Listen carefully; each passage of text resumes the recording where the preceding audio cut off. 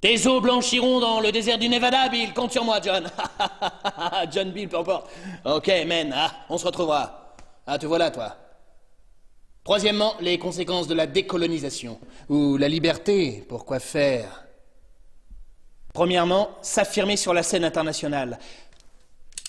Je décide de tout, comme un grand.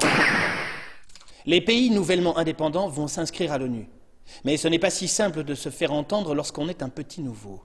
Surtout que depuis 1947, le monde est plongé dans la guerre froide. Papa, c'est quoi la guerre froide? Écoute, va voir maman, là, papa travaille. Allez, ça va. Pour faire simple, la guerre froide, c'est...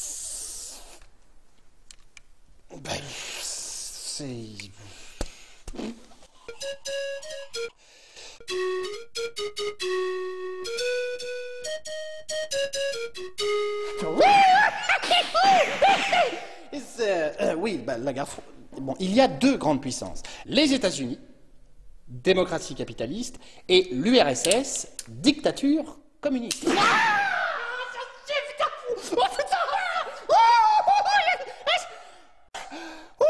J'ai cru qu'il était chargé, alors j'ai eu un petit coup de... Mais non. Pour faire court, les États-Unis et l'URSS sont armés jusqu'aux dents et veulent tous les deux dominer le monde. Donc ça jette un froid, d'où la guerre froide. Papa, c'est quoi la guerre froide? Non, va voir maman, toi, je t'ai dit. C'est beau le Nevada, John. Mais c'est rude. Mais... C'est beau. À chaque fois que je viens dans le Nevada, je me dis, la vache, c'est beau.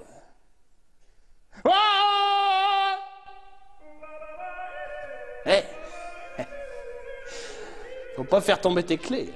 C'est vraiment très beau. Les Indiens! Les Indiens! Les Indiens, ils nous ont trouvés!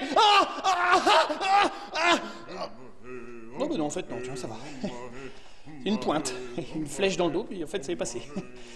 La guerre froide, c'est lorsque les ennemis se débrouillent pour ne jamais s'affronter directement, mais pour se faire la guerre au travers de leurs alliés. Tu vois, John, la guerre froide, c'est une guerre dans laquelle, John, les deux pays ne se font pas la guerre directement. C'est comme toi et Bill.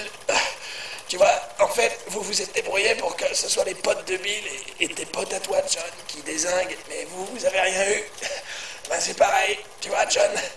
Les États-Unis et l'URSS, ils se sont débrouillés pour taper sur leurs copains, mais pas directement sur l'autre. Tu vois, la guerre d'Indochine, la guerre du Vietnam, enfin, tu m'as compris, John.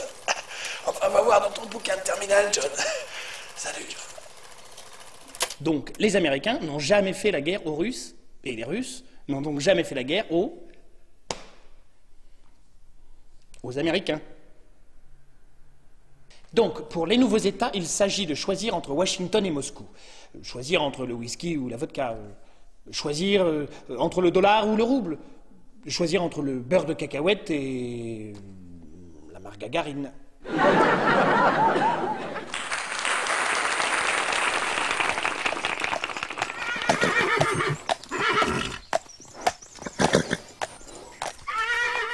Oh.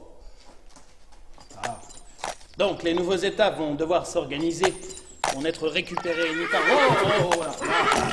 Là, pour n'être récupérés ni par Igor ni par John. En 1955, à la conférence de Bandung, B-A-N-D-U-N-G, en Indonésie, n'a sert à rien de donner un moyen mnémotechnique, il est très connu. Nehru, pas de bol, et Sukarno affirment tous les trois, Nasser, Nehru et Sukarno, tous les trois comme Riri, Fifi, Loulou, que les pays d'Asie et d'Afrique veulent se gouverner sans être dominés par quiconque.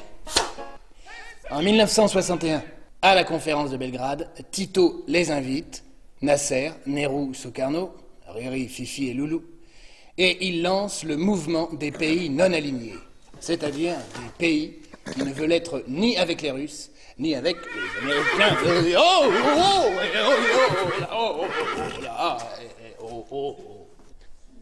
Deuxièmement, se développer économiquement. Être libre, c'est bien. Être libre avec une carte bancaire, c'est mieux. La difficulté, c'est que la colonisation avait entraîné un développement économique des pays colonisés dans l'unique but d'être utile à la métropole. Par exemple, dans les colonies, l'agriculture produisait des matières premières destinées à l'exportation. Les nouveaux États indépendants ne disposent donc pas d'une agriculture nourricière. Et souvent, il n'y a pas d'industrie. Pour compliquer le tout, les cours de ces matières premières produites dans ces États ne sont pas fixés par eux. Seuls les membres de l'OPEP, les pays producteurs de pétrole, vont réussir à faire entendre leur voix. Mais comme disait Horst Tappert, tout le monde n'a pas la chance de naître à l'ombre d'un Derrick. Troisièmement, bilan. Les nouveaux États se voulaient indépendants et non alignés. Mais cela n'a pas souvent été le cas. D'une part parce que les nouveaux États gardaient parfois des liens avec leurs anciennes métropoles, et d'autre part parce qu'ils n'étaient pas d'accord entre eux. Certains voulaient soutenir les États-Unis d'Amérique, et d'autres, l'Union des républiques socialistes soviétiques. À Cuba, on était resté fidèle au communisme. Cuba, fidèle. Cela te parle, n'est-ce pas? John! Les nouveaux États voulaient se développer. Peu y sont parvenus. Le tiers-monde est synonyme de sous-développement. Notons quelques exceptions. Les pays d'Asie, tels que la Corée, sont parvenus à développer une industrie de consommation et une industrie de pointe. Mais n'oublions pas que l'Inde n'est plus un pays de famine grâce à la Révolution verte, mais une future grande puissance économique. Ok, je vais faire un rapide bilan, le résumé, conclusion de la décolonisation. Alors, elle s'est déroulée de 1945 à 1975. Et maintenant, toutes les anciennes colonies sont devenues libres. Mais il y a toujours des peuples opprimés. C'est la vie, l'histoire du monde est compliquée.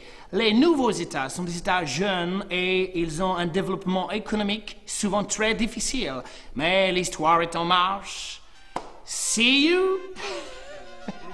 See you. Oh, les Indiens, ils m'ont retrouvé!